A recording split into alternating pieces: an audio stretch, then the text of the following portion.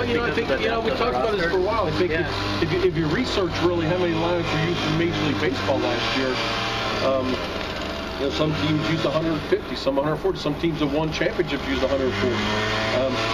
You know, I think you have to understand if you switch one guy in the order or your catcher's not there, it's going to create a different lineup. So I think you should focus. What we focus on is the core of the lineup, maybe 1 through 5, how consistent that is, how the middle of your defense is. You know, I think those are things that are going to. Those are things that are going to give you an idea of if there's you know, if there's any you know, juggling that goes on. Now, if you're referring to our, like, how many bats we have and the depth, I think that's legitimate. That we're trying to find some offensive chemistry there. But I think our core guys are going to play consistently, and we need to keep them together. Bobby, when you've gotten in there, has produced. What is that? Bobby Wilson or Bobby Bray? Bobby Bray. Yeah. What does that mean to you? What does that mean to the team? You know, Bobby's important to us. So I think you know, it's good to see him have good at-bats last night. And I think the things that we talked about from spring training on are, you know, are still valid. That we need him to be able to get in there and keep some of our guys, you know, where they need to be, and give him enough at-bats to contribute. And you know, I think that hopefully during the season, as his production is there, that he's going to get opportunities to contribute. Mike, because of the way the game has evolved, you say that these young back days ago that those guys played every day. No, not for 2 guys or 3 guys. No, not at all. But if you you know, if you look at just the core unit and the reality of the study, if you keep them together for 145, 150 games, that's a lot. You're not going to get 8 guys playing 160 games. That's always been unrealistic now. But I think what you do get is, if you get the depth element, you do get your core guys. You know, we're looking for, you know, Howie, Ibar, you know, Alvin. These guys will at least be on the field playing 145, 150 games together. And I think the depth is going to help us to do that. It's a fairly meaningful start for Dan to sort of reestablish his stuff. I think he did last game. His stuff started to come. I think that Dan has shown that when he's not quite as crisp, he still gets it done. But his stuff is, I think, it's not so much throwing the ball hard. It's just really the location, the crispness of the pitches. It was there last game. The fastball was a little elevated. The split as the start went on later wasn't as sharp, but I think it's about going out there and pitching well. I think his stuff is, it'll be there. What about Irvin with his next start? What do you think has been the thing that's kind of been the common thing that he's fallen apart? Actually, you know, last game he pitched well, except for, you know, a handful of pitches, and unfortunately, you know, 2 of them ended up as home runs. 1 3-run home run. I mean, there were two blue pits in the first inning, and then, you know, a 3-run home run, and then he gave up a home run to Gomes later on a hanging breaking ball. Irvin's stuff was good, and I think in between some of those home runs, he pitched very well. So I don't think there's a lot you have to change. You just want to minimize the mistakes and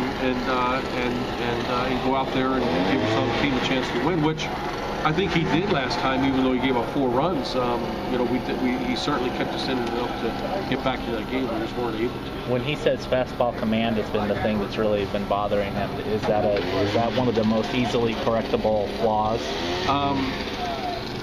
I think he's right on fastball command.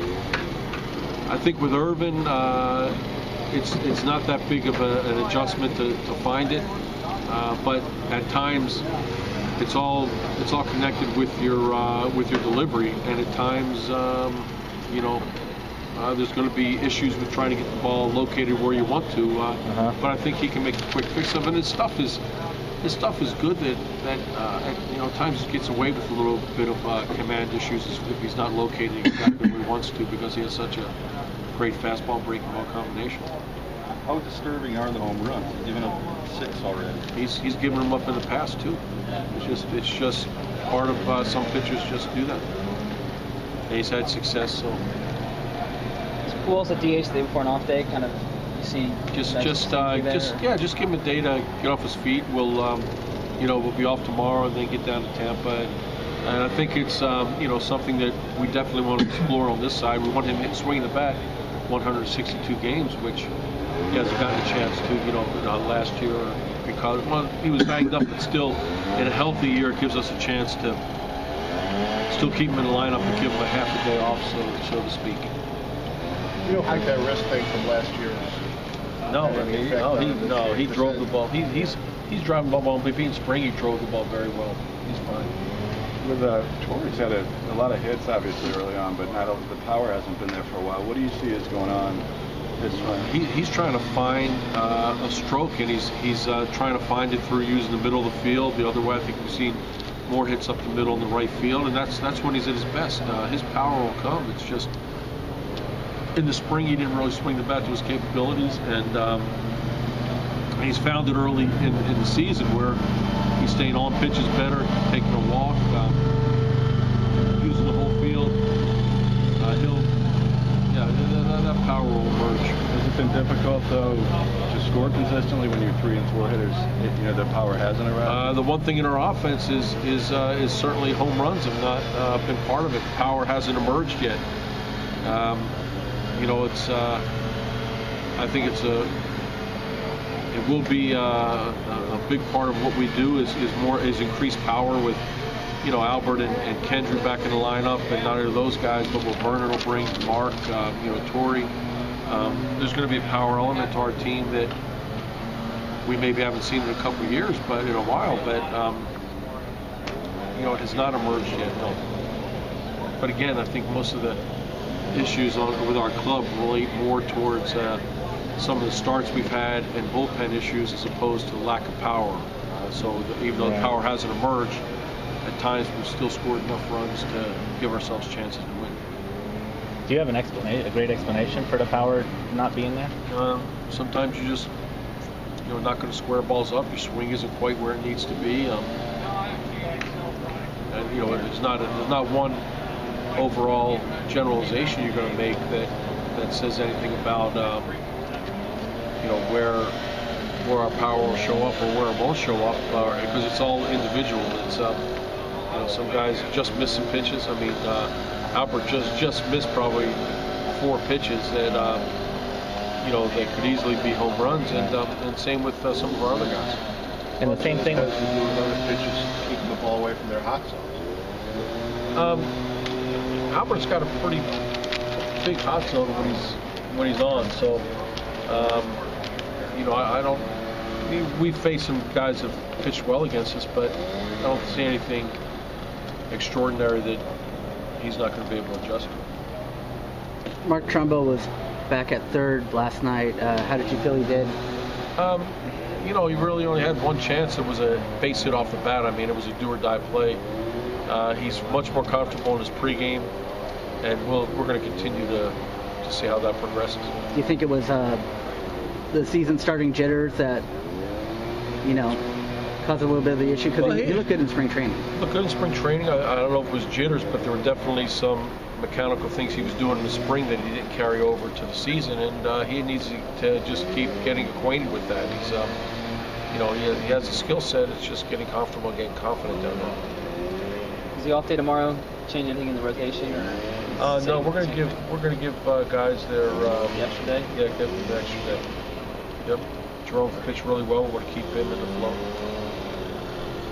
Was it based on that? Was there any kind of wiggle room on that about maybe? I don't think it wasn't like no. I think we were all along. We have to give, especially Jerome coming off his injury, enough time to get into the group, because he really pitched well for us last year and gave us a good start, and hopefully he'll continue to move forward with that. It wasn't a do-or-die start with him that we're waiting to see. I think more or less we're waiting to see everybody comes out of their starts.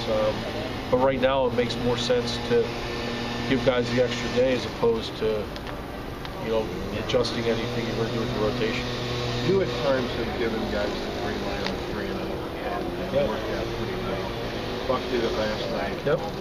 Is there like a sixth sense of times when it's a good thing to try? I just think it's really contingent on the hitter at the plate, the matchup, the situation, who's hitting behind guys. Is this maybe the best matchup you're going to have on this one pitch to square a ball up, and you want to take advantage of it. So, Weeder's obviously the guy with power, swinging well, and swung just missed a couple pitches, and he didn't miss a fastball. It's a good, just a good swing he put on it. Weaver said he was surprised that Weeder's got the 3-0. Does he like come in every time? I don't know. He didn't make too bad of a pitch. I don't think it was the ball wasn't like he said, hey, here it is, hit it. He made a quality pitch. Weeders went down and dug it out. I mean, he really put a good swing on it. What kind of reports are you getting from Salt Lake that Mike Trout? Good. And see, he's batting leadoff every day down there. Is that where you expect him to eventually fit in? His potential is to hit in a number of different places, anywhere from 1 through 5. It depends on how he adjusts.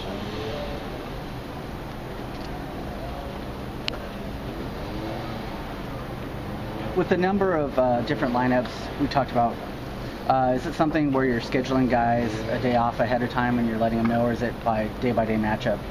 No, I think at times there are going to be times when you tell a guy before and you have a template or an idea of where you're moving forward and during a week and looking at some matchups. But like I said, our core guys, we want them out there a lot. So I don't think there's anything as much scheduled with those guys as there are going to be just making sure that they feel good, and when there is a time to give them opportunity to maybe get a couple days, we'll try to take advantage of it. If it's matched with an off day, things that we've done in the past. And then the other guys who, maybe the peripheral guys, just matching them up and trying to give those guys enough bats to contribute and seeing how it goes. So there's going to be some different lineups. There are different lineups you're going to use every year. I mean, if you research the amount of lineups that were used in the American League last year, you're going to find that even though we used a lot, there were teams who used a lot more and had success. And it just really is dependent on the talent you have, how many guys you have in your core that are going to play every day. But anytime you flip a catcher out, give him a day off, you have a different lineup. Right. So I think it just doesn't make a lot of sense to just count the number of different lineups and have any kind of correlation to what your team's like. I think that if you want to study this, you look at maybe the top 5 guys in your lineup, the middle, your infield, things that are important to a core of a team, as opposed to just a guy that's hitting 8th or 9th that's flipped out one day. Because if a catcher catches 100 games, there's 60 different lineups you're going to use right there, 62 just off the bat, just if they can only catch 100 games. And if you move a guy to line up one spot down at the 8th and 9th, there's a different lineup. So I think you have to look at the reason of what causes different lineups. And I think our core is solid. I think we're going to be more stable this year than we have since probably 09. As far as the core 1 through 5 of what we're trying to do, whether it's a lefty, righty. And like I said, against the lefties, we're changing our cleanup hitter. Against a righty, we have Kendry hitting cleanup. So there are going to be things that are going to, I think, just add to a different lineup that are not really reflective of how consistent your core is. So basically, I'm saying the different lineup research makes no sense to me. Makes no sense, because I think you're going to find some teams had a lot of success and used 140 different lineups out of 162 games just because they flipped one guy or here or this. It doesn't correlate to anything.